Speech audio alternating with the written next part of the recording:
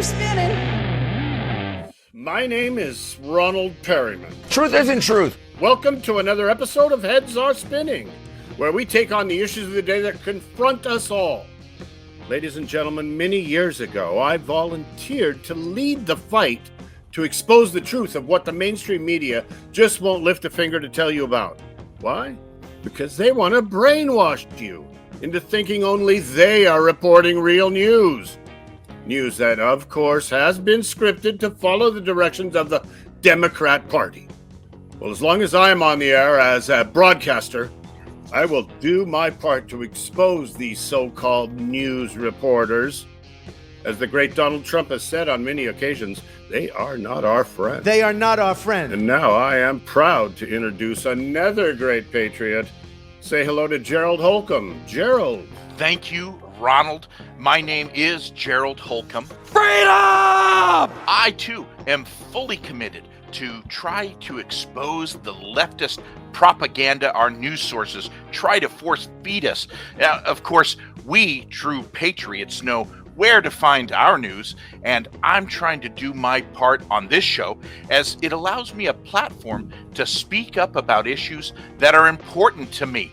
Unlike in my other position as a co-host on the Spud Goodman show, where I'm ordered to keep my mouth shut. I can be open and honest here on Heads Are Spinning, and I feel so proud to be able to share the real truth. No, you haven't. You're a lying dog-faced pony soldier.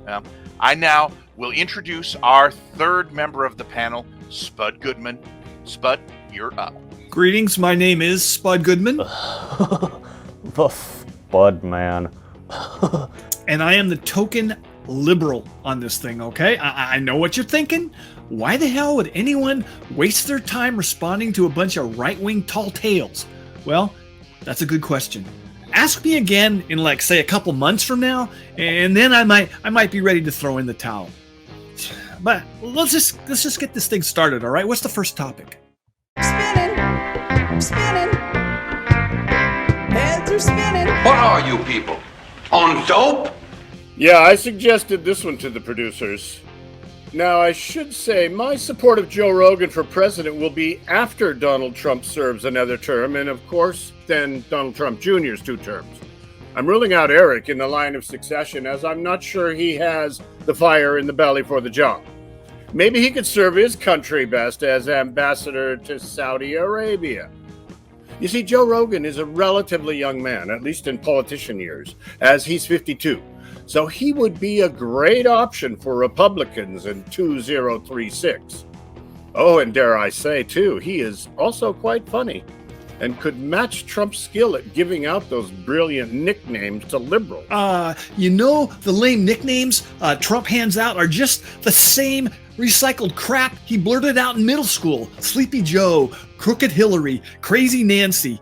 He needs way better material if he's running again. Oh, I disagree, Spud. Donald Trump has a gift. The ease he shows giving the libs those witty nicknames, well, it's amazing.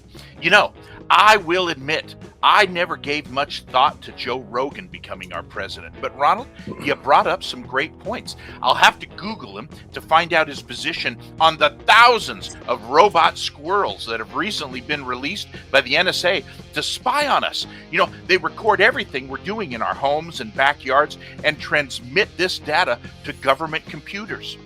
Everyone needs to be on their toes to stymie these little spy devices peeking in at us. We have to take a stand and just say no to fake squirrels. Not in my America. Gerald, you know, I read something about those robot squirrels on Facebook. We all need to stay vigilant. Okay, I'll be a team player on that one. Yeah, fake squirrels are bad. Now on to that Joe Rogan for president stuff. You know, it's always been less than optimal to take health care advice or life choice recommendations from TV or radio show hosts. Good call, yo. And I guess a podcast posts about the same thing. They, or we, I should say, are not that smart, okay? It's a good thing, too, as appearing to be really smart these days is not a good career move, especially for politicians. The more you can sound like you're not, that smart and are just as dumb as everyone else, the more popular you can be. So if you conservatives want another not so smart celebrity to run as your nominee for president again, why not get someone like, well, I was going to suggest Meatloaf, may he rest in peace, but how about Sammy Hagar? And I'd be fine if the Dems went with like Pete Davidson, in 2024, if it meant we would win, because losing sucks. Been there in 2016 against Comrade Trump. Russia, if you're listening. Okay, well, that's it for me on this one. What's the next topic? Spinning. Heads are spinning.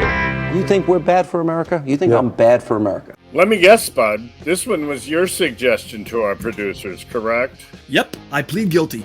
But I want to say, their foreign field correspondents are great, as is Jennifer Griffin.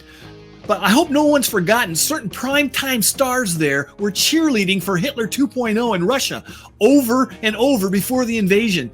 They often compared him, I don't know if you guys remember this, as a strong leader compared to Sleepy Joe. Especially RT Television's American correspondent, Tucker Swanson McNear Carlson. He just can't quit Putin. Nonsense. Fox News is the current day TV version of Radio Free Europe.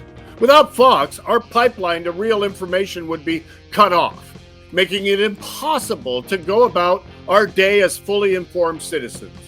And sure, there's talk radio, but nothing beats seeing a face of someone while being brought up to speed with facts and figures.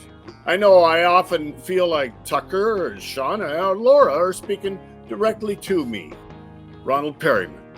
I can't imagine what life in America would be like without Fox News. I don't know. Gerald, what's your take on this subject? Well, let me tell everyone a little story about our family. A few years ago, after a really bad storm, we went 11 days without cable service. No TV, no internet, no happiness in our home. But thank God, we still had the old antenna on the roof. Somehow it made it through the storm. But during this period, my wife and I had to watch those network TV shows for the first few days before we made the decision to go dark until our cable was restored. I cannot tell you the emotions we dealt with the day our cable came back on. Having Tucker, Sean, Laura, and the others back in our lives, I will only say it was overwhelming. So, the question of, is Fox News bad for America, is so off the mark, it's ludicrous. Spud, I believe you're next. Well, to me, the execs that work for Rupert Murdoch at Fox News are kind of like little kids playing with matches in a paper factory. They kind of know sooner or later they're going to burn the place down, but in the meantime, a lot of fun will be had by some. Fair and balanced. It's who we are. Here's a suggestion to the management there. No need to throw out any more red meat, just for a while, as you're now overfeeding your viewers, okay? And maybe you could also lay off those quarterly alerts of caravans of migrants are coming to get you, or all those glaring graphics screaming that trans athletes are taking over America. I could go on, but you get the point. Geez, I mean, Fox News, you can take your foot off the damn gas pedal for a bit and you'll still be number one in the ratings.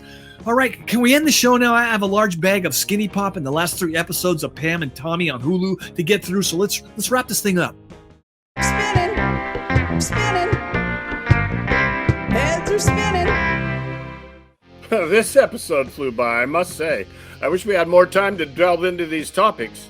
But if you ever find yourself craving riveting talk radio, I will remind everyone that my online radio show, From the Mind of Ronald Perryman, is available as a podcast the next morning after it airs. Yes! Look for it at my website. All right then, Gerald, I'll turn it over to you.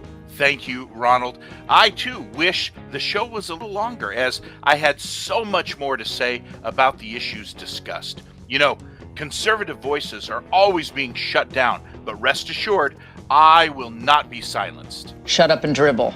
Until next time, I am Gerald Holcolmb, your voice for liberty and freedom. Freedom!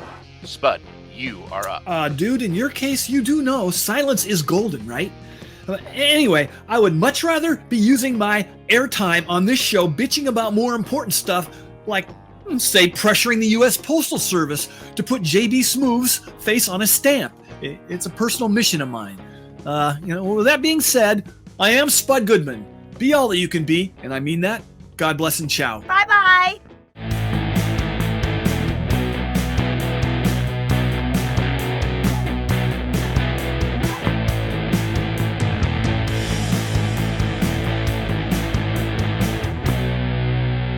Heads are spinning.